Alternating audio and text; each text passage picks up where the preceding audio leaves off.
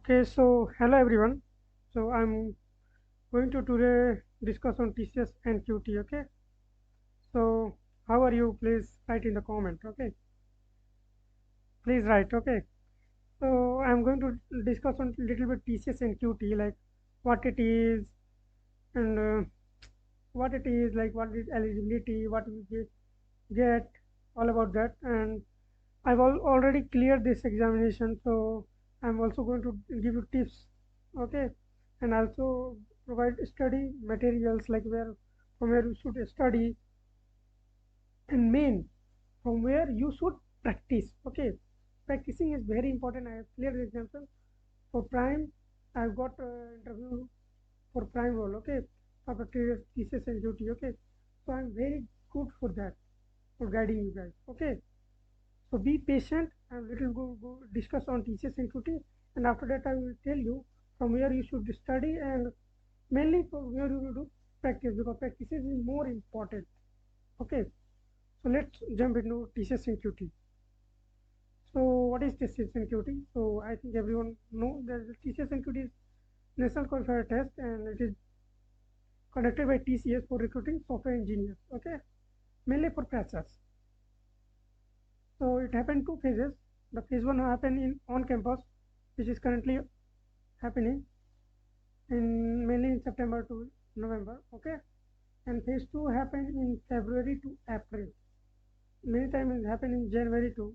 So it's not mandatory it will happen in September. It can also happen before too. Okay, so yeah, let's go on eligibility criteria. So B.Tech and M.Tech final student can apply. Okay, and so your gap year must not be more than 2 years. You should have 60% or 6 GPA in your graduation, and not more than one backlog you should have. And for phase one, your college should be priority college. Okay, so this is eligibility, and I think MCA student also eligible. I don't know. The eligible, please write in the comment. Okay, so going to discuss on role and packages. So TCS offer three roles for TCS NQT. First is Ninja. So for B.Tech graduate, you get 3.36 LPA package, and M.Tech graduate get 3.53 LPA package. For digital, B.Tech student get 7 LPA package, and M.Tech student get 7.3 LPA package. For prime role, B.Tech student get 9 LPA package, and M.Tech student get 11.5 LPA package. So it is really good. You should target about prime. Digital, that any role is TCS is very good. So come on exam patterns. Okay, so it has two parts. You have to sit down and give both part exams.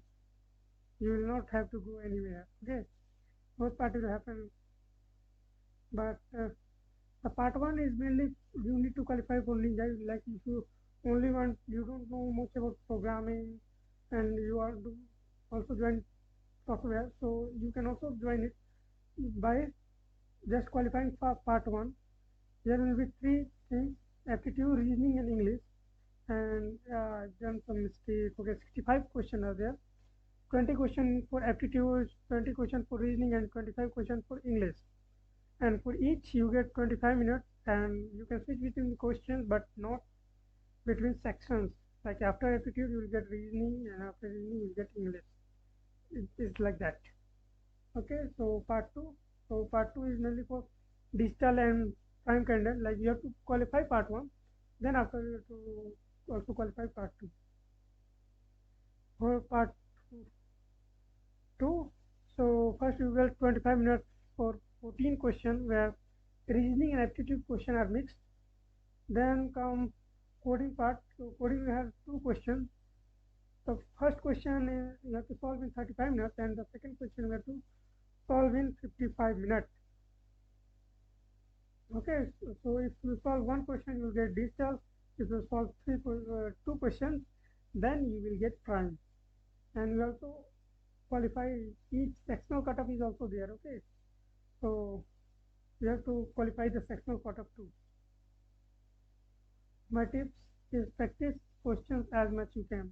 It's not the only tips. Okay, be patient. So practicing is very important. That's why I've written in bold letters, practice question as much you can. Okay, for video lectures, like I can suggest you many YouTube channels for free, but I don't think it will be good. You can go and check out, but one thing you should check out that there should be minimum 8 to 10 hour content for each. Like for aptitude, there should be 8 to 10 hour content for reasoning and for English too. Okay, so and they try to learn how you can solve questions, and don't only watch videos. You have to you have to solve question in examination. So try to solve question more and more. So where should you practice? So that link I'm going to give you. So these link all will be available in description. Okay, so this is test series by textbook, and it is not paid, it is free on textbook. So you should follow this, and also India Bix is there, and also many of there, but India is very good for practicing.